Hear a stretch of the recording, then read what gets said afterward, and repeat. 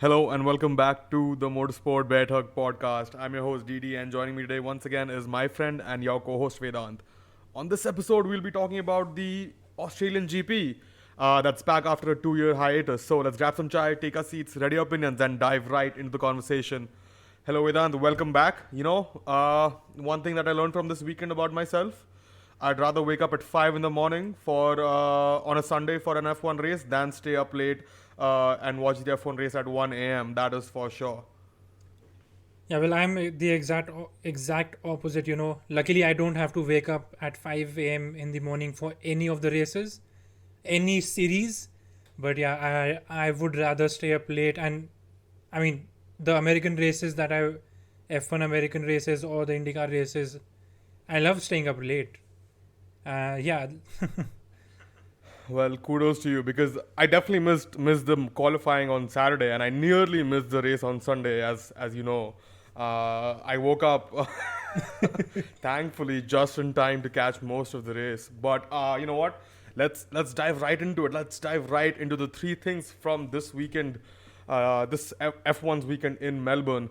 And number one has to be Al Bono with a dub for Williams Racing. What what a race for that guy.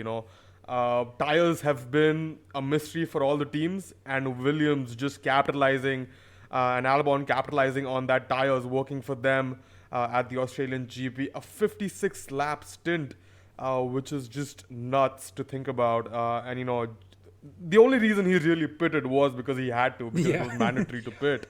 Otherwise, he would absolutely. have come home with more than just that single point. But a lot to take away from that, especially for Albon, and even wholesome from George Russell to say that Albon has done a great job, and because he understands how much work has gone in and what it takes for the Williams team to score those points. A huge job for Williams, and hopefully they can take away some positives from this race.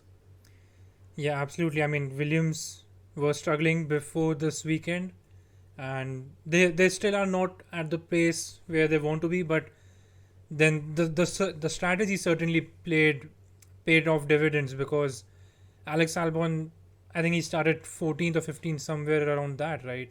He got eliminated in He started Q1. at the end of the grid because he was disqualified from qualifying. Oh, He right, I think he right, qualified right, right, 16th, and then he started from the pits basically. right. So I mean, absolutely the strategy and the C2 tires. Everyone's talking about the C2 tires now, and I mean, I I don't know if like these are the new low degradation tires, right? So I don't know if we want to see that, if we want to see a single tire last you 60 odd laps at a circuit like Melbourne, but you do what you have, you make the best of what you have, and Alex Albon and Williams certainly did. And as you said, it's so great to see Alex Albon back in Formula One and back scoring points now. Yeah, absolutely. When you say C2, are you referring to the softest compound or the hardest compound?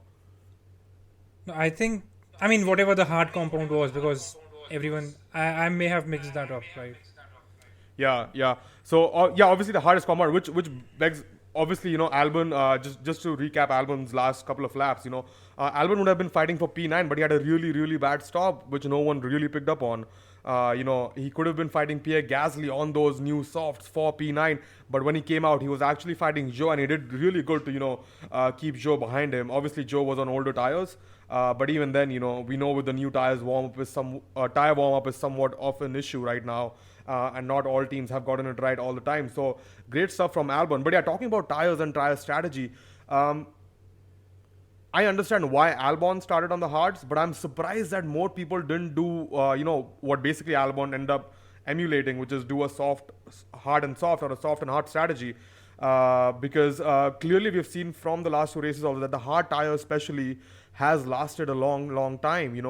And going into the weekend, when I texted you that the tire strategy is going to be really interesting, what I meant by that is because Pirelli had stepped down, they had skipped C4 tires. Right, I right. thought that teams would try to get in, make up some plays, especially those teams that are between 8th and 12th. Like gamble on it, stop early, and then try to make up places during safety cars, or during other pit stops. So I was really surprised that we didn't see that happen. And yeah, I would have liked to see someone like Fernando, who was on pace but had a bad qualifying in the end, to be on that strategy. Obviously, it didn't work out for him in the race anyway, but it would have been nice to see someone else try that. But talking about Albon, one more thing before we move on to the whole tire strategy thing, we have to talk about Lance Stroll, and I think Albon's race was also held by Lance Stroll holding up everyone else behind him, including Albon for a long period of time. And I think obviously Lance Stroll had a bad weekend. That crash with Latifi was a very confusing incident for everyone. And then even during the race, he was penalized for weaving. But I think Lance Stroll drove a great race in that Aston Martin. The same Aston Martin that we saw Seb Vettel struggle a lot. Obviously, Seb Vettel probably not feeling 100% after coming back from COVID and, not being in the car for almost a month. But even then, I think Lance Stroll's drive was very underrated. And I thought he did a great job in that Aston Martin finish P12 this weekend. Yeah, I mean, Lance Stroll is such an enigmatic character, enigmatic driver in the paddock. I mean, no one really likes him, but he creates some good performances. We have seen him on pole in the wet, not on pole, but I guess top P2 in the wet in qualifying. Oh, he led the race for quite a long time, I think a couple years ago in Turkey. In Turkey, yeah, exactly. So, I mean, he has the basic talent, I guess, but yeah, as you said, his race in Australia was underrated, and I myself did not notice that a lot. But if the Aston Martin is finishing P12 for whatever reason, it is a good weekend for them right now. Absolutely. And yeah, coming back to the tires, you talked about the hard tires. I think as Formula One fans, we're at a very interesting point regarding tires in the sport. If you cast your mind back to 2012, was it when Pirelli came in? The brief that F1 gave Pirelli was, we want tires that degrade so that, we have more pit stops, there's more strategy. But that didn't work out over the long run. This time when Pirelli came in, Mario Sala said, these tires will allow, all the drivers to race more closely, not lose as much performance over, while following. It'll allow them to attack more often, recover the potential of the tire, the performance of the tire, and attack again throughout the course of a stint. So yeah, we are at a very interesting place that, on one hand, you could have tires that degrade, but the teams have cracked the code that the way to, battle that is through tire management that we have seen over the last few years. And that takes away from the racing, but it can produce some great strategy calls. Like we saw, a one-stop or a two-stop, I think, in Barcelona last year between Max Verstappen and Lewis Hamilton. And then the same thing played out, I believe, in France. So yeah. it can really, open up some strategy options if you have tires that degrade or fall off a cliff. But on the other hand, clearly what we have seen from that hard tire is that it really enhances the racing. So do we want to see a similar performance across the range? Should Pirelli just emulate that and F1 just have that, one mandatory pit stop to put in that, basically just mix it up a little bit with that mandatory pit stop in terms of strategy. So which way do we want to go as fans, basically?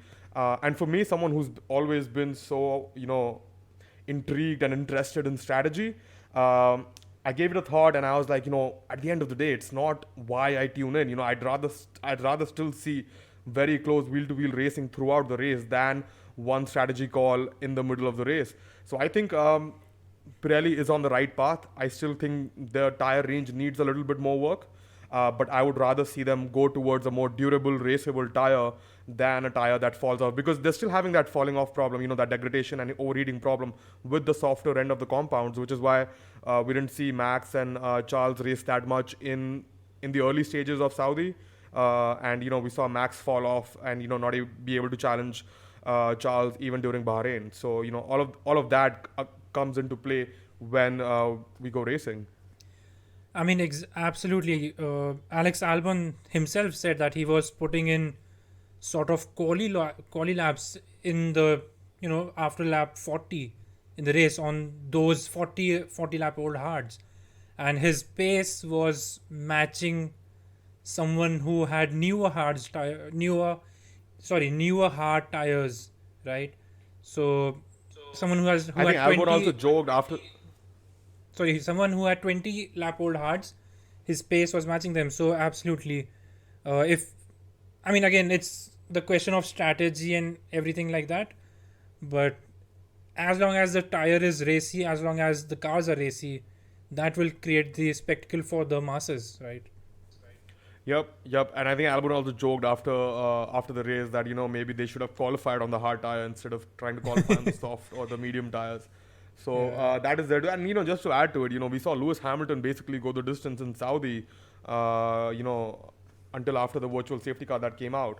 So we've seen teams do this before, and I wonder if this will become more of a strategy going forward. But yeah, definitely, I was definitely a little bit surprised when none of the teams did a soft, try to make a places right up front, especially for those uh, who were off, who were not in the right grid place according to their pace, like Carlos. They went for the hards, which brings me to our second headline for the day, which is basically we need to talk about the Spaniards. Big L for the Spaniards this weekend, and the first person I want to talk about is Carlos. Really weird strategy, in my opinion, at least from Ferrari, to see them, go for hards up front.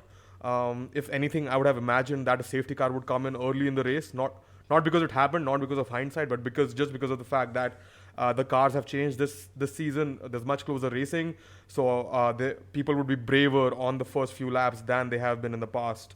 But not sure what happened there. If I was Carlos and his race engineer or strategy engineer, I would have put him on the soft and be like, Carlos, I know you're gonna attack, so just send it on the soft rather than trying to send it on the hards. And we saw what happened when Carlos tried to send it on the hards. Yeah, absolutely. I mean, see, the hard tire strategy works for drivers who are in the right grid spot, but they are in the midfield, right?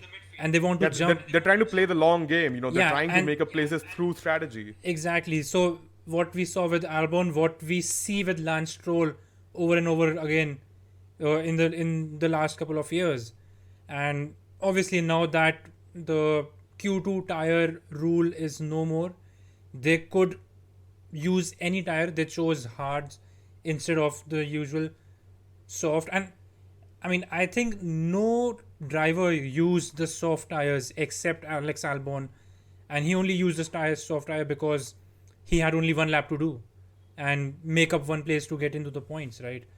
So maybe it had something to do with the soft tire itself. I'm not really sure, obviously, but yeah, I think all in all, he might as well have stayed on the mediums and used a very aggressive first lap to get back into those top 5, top 7 positions. Yep, but let's talk about Carlos. As what is going on in his head. Obviously, he had been feeling the pressure from round one, from rounds 1 and 2. Not being able to match his teammate Charles, and after this race, especially, the conversation has really turned on him, and it's become, is this it for Carlos Sainz's season? Is Charles the number one at Ferrari for the rest of the season now? The way I look at it, Mattia Binotto has come out and said that regardless of what has happened so far, they're free to race. And there is no number one and number two. Obviously, Charles is the preferred driver. There is a reason he has a long-term contract. There is a reason Ferrari bet on him really early in his career. But I think Carlos is in a similar place, where I guess Charles was a couple years ago, where he knew he had a great car, and he just tried a little too hard and made mistakes on during the early stages of the race. So it'll be important to see how Carlos manages his, I guess, manages the way he goes racing mentally, and how he approaches his weekends and how he recovers from what happened. Obviously, the weekend unraveled for him during qualifying. He was on a great lap, but Fernando brought out the red flags. If it would have been 5 seconds later, Carlos would have Yeah. been starting at the front of the grid. So Yeah. really unlucky there. And then obviously he lost the plot a little bit by being a little too aggressive on those hards, especially after that bad start. Obviously the ideal way to do it would have been, you're already on the hards. So obviously the strategy favors you over the long run. So just stick there and, get those tires up to temp and then try to attack one by one instead of just being so aggressive from the get-go while struggling on the tires. So yeah, I think Carlos just needs to rein it back, be like, all right, let's give myself two more races to continue to be where I am right now, and then from there evaluate how to get to the next step instead of just trying to hurry up so much. I don't think he has anything to lose.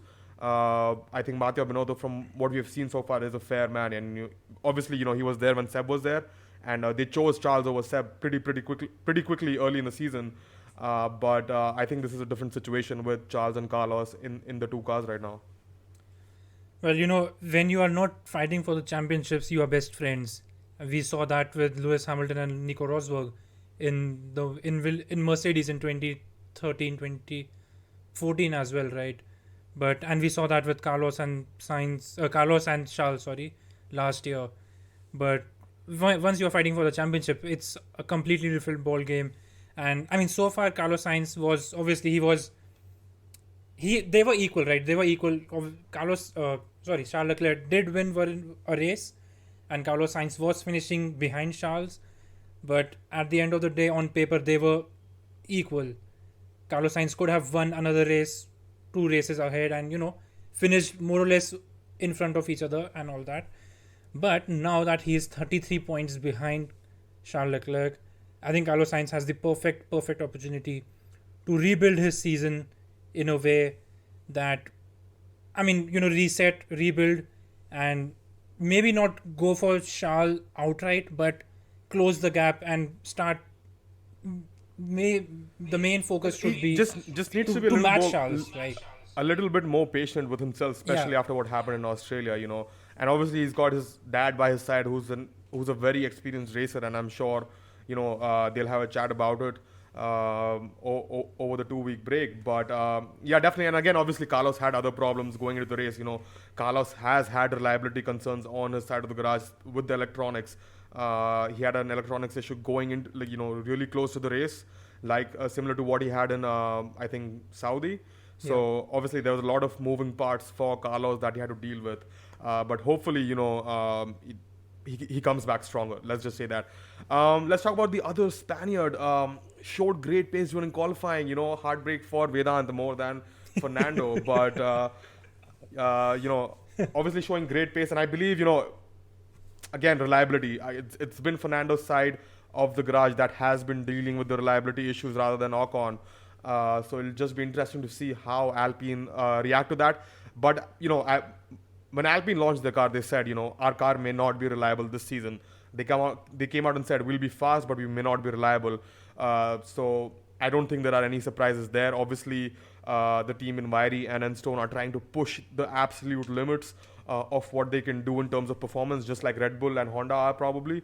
And they're paying the price for that on one side of the garage. I mean, the pace that we saw from Alpine, and not just Australia, the overall pace we have seen from Alpine over the three weekends has been way better than what we saw in testing. And it is a clear, growth chart, clear uphill chart. And even George Russell, in typical Mercedes fashion, said that we were the 5th fastest car and McLaren's and Alpines were faster than us. But yeah, I mean, at the end of the day, Alpine not in race trim, but yeah, on qualifying on Saturday, yes. Yeah, but yeah, exactly. Alpine were quick, and if you look at the 2 sectors Alonso did, and if you look at the 2 sectors Charles Leclerc had for his pole lap, Alonso was faster than Charles' pole lap in those 2 sectors. So who knows what could have been. But then again, Charles was also somewhat behind or on pace with Max through those 2 sectors, and the place where Charles really gained the time was that last sector, and those last 2 corners. But I mean, that's what I'm saying. Who knows what could have been. But after starting 10th on those hard tires, again, their strategy did not pay off like they wanted, like we have already talked about, and reliability. They have accepted reliability will be a concern. So let's see how they address that. But the pace is there, the potential is there, and Esteban Ocon is scoring points at least. Yeah, it'll be interesting to see Fernando and Esteban mix it up at the front end of the grid, hopefully, at least with the Mercedes every now and then. But let's talk about the third and last thing on our list today. Melbourne is vibes. Obviously, Albert Park. F1 returned to Albert Park after 2 years, and I think everybody just seemed a little bit more relaxed, a little bit more chirpy, a little bit more happy to just be down under. The vibe was just a little bit more laid back than it usually is at the start of the season. We would be expecting Christian Horner, Toto Wolff, and Mattia Binotto just going at it, but everyone's just so relaxed, so happy, just having a good time. Especially the drivers too. We saw, Albon and Lando after such a long race just have a great chat. It was really nice, and it was the biggest sporting event ever in Australia. So clearly, people wanted to come. People wanted to finally, get back to racing, and that was just awesome to see. What were your thoughts? Yeah, I mean, it is Danny Rick land, right? It is Danny Rick land. So it can't be fun and chirpy and vibrant and whatever adjectives you want to use. But I mean, obviously, last 2 seasons, Melbourne has always been a great part for Formula One over the last 25 years, and having not had a race in the last 2 seasons it certainly affected the local fans, right? So they came in full force, and to see Daniel Ricciardo do better than his previous seasons and his 2 races in the current season was obviously a good boost for the locals. And we saw that Yeah. video from the tram on the internet. That was quite fun. Yeah.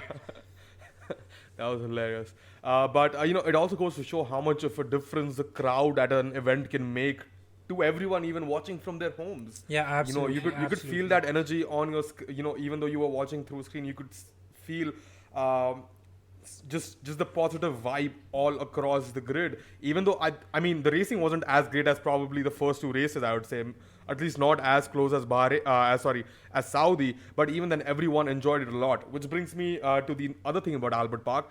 Obviously, they made some changes, and before we talk about how the changes affected, I also want to touch upon the fact that why racing at Albert Park had always been a little bit subdued. Why we didn't get so many overtakes at Albert Park previously, and the reason is pretty simple. You have a lot of chicanes followed by short straights. Now you go into a chicane, you lose time to the car in front because you can't follow closely. Even with the new cars, you're at least half a second behind, and then the straight is just not long enough for you to make up that half-second deficit as you drive out of the corners. Now, what the changes they made this year was to basically tackle that, and I think the corner that really helped was that chicane in 9 and 10. They really simplified that, and it was basically a straight. So that helped with overtaking, and that really improved the racing. But even then, we saw people get stuck in DRS trains and whatnot across the race. However, I feel the racing was better, and I think the Albert Park, the people of the GP who organized this whole thing and made the changes did a pretty great job. And obviously, they had taken a lot of input from the drivers too before they did all of this. They made all of these changes. Yeah, absolutely. I mean, there was some stat going around that over the last 3-4 OSGP, only 15 odd overtakes were made, proper overtakes. And I don't know what the count was this year, but it was definitely more than the average of 15 over 3 years, right? So again, OSGP is such an event in Australia itself. Australia is a sport-loving country. We all know that. But I mean, especially as cricket fans, we see a lot of sport being played in Australia every year. The Big Bash. Exactly. We see the Border Gaskar Trophy every 2 years. So we're always tuned in to Down Under. And OSGP. So there's Porsche Super Cup as a support series, but there was also the supercars at Albert Park. I mean, I do not know if they have been a traditional support series for OSGP over the years, but they were there here this weekend, and it just creates a good vibe and good atmosphere. It's not a single sporting event, right? It's an entire weekend, so that's what the fans want. Absolutely. I think another takeaway from this weekend was the fact that teams are still learning about their cars. We saw McLaren have a very good weekend compared to the last 2 weekends. So obviously, they're learning more about the car after that bad Bahrain test that they had. and that goes to show that whatever they're learning about the car is paying off. But then again, Haas had a pretty bad weekend. Both the drivers didn't seem very comfortable in the car. A lot of lockups from the Haas, it seemed. So definitely a mixed bag. So clearly, the tires and the way the cars are reacting to the changing conditions at these tracks remain a mystery for a lot of teams. And that just goes to show how good a job Mercedes and Ferrari especially are doing. Because even Max Verstappen came out and said that, the Red Bull, he couldn't get on top of the changing conditions. And every time they tried to chase setup, it would seem that the track would evolve into something different. And they weren't able to, get the car into the working range, which just goes to show that the understanding that Ferrari and Mercedes have of their car is much better than where Red Bull are, and not just from a performance standpoint or reliability standpoint, but just from getting the best out of the package that they have at any weekend. Yeah, absolutely. I mean, reliability is always going to be a concern when there's, a huge rule change like this, and the top teams will be on top of that. Ferrari, we know, have been working for so long on these regulations, they are on top of it. And, some teams like Haas and Williams, maybe Alfa Romeo, they lack sophistication in their ranks somewhere or the other, and they might struggle. But at the end of the day, it creates this whole, an entire pack. So there is there are two leaders, two teams leading, but after that, it's just a huge lump of cars and drivers mixed together. There's no segregation in terms of performance and results, basically. So it's great. It's great to see teams being mixed up.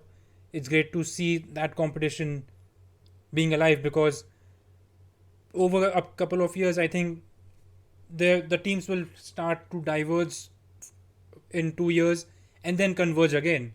So let's see how that goes. But for now, it's fun. Yep. I'm guessing, given the way Imola is, I think it should play more into Ferrari's hands. But there is that one long straight that Imola has that might allow Red Bull to catch up a little more than maybe at Melbourne. Yeah. But again, it's been a great season so far. All I can hope is that that Christian Horner is able to make a fast car reliable, like he said. Yeah. And Mercedes is able to make their reliable car fast, like George Russell said. And that we have a three-way fight at least for the top as we get towards the end of the season. At least give the Ferrari fans a little bit of a heart attack as we get to mid-season. It won't be. I mean, as much as I would like to see Ferrari just run away with it, but at the same time, let's have a good season. Yeah, a season won't be complete with disappointed Ferrari fans, let's say. So Yeah. hopefully the other teams will try to do that.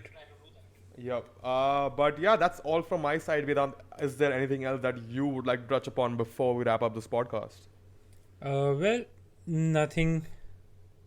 Nothing. I mean, we have covered everything. We are into the season.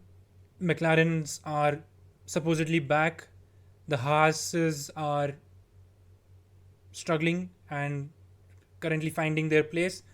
But at the end of the day, we have finished the Oz GP, and the Oz GP means we are firmly in the season, right? Because it's the season opener for ages. It's been the season opener for ages. Definitely the season opener for Seb. Yeah. Absolutely. So yeah, let's see. Let's go to Imola now. All right. I have one remaining comment before we wrap up this podcast, and it's very, very left field, and I'm going to make a long-term prediction here. So Lewis Hamilton is in a Mercedes, right? And we are looking at a retirement in the next 2 to 3 years. If Alex Albon is able to keep up what he is doing at the moment in the Williams seat, do not be surprised if he is the next Valtteri Bottas to the George Russell at Mercedes. What is the reasoning behind this? It's still up in the air, but don't be surprised. I mean, he's done some fabulous work, right? He knows the Red Bull team. He's done fabulous work. He's doing great with that Mercedes power unit. So it just goes to show that he's a versatile driver, just like probably Sergio Perez in 5 years time. So don't be surprised if he gets snapped up. Obviously, there is Esteban Ocon, but it seems that he is well embedded in that Alpine program now. Mercedes is not on the radar as much as probably Ocon would like to still switch. maybe. But I think the number one candidate for that Lewis Hamilton seat right now on the grid, if he can keep up the performances, is Alex Albon. And I won't be surprised if, in 3 years' time, we come back to this episode, and 30 minutes into the episode, this is what I'm saying, and it's true.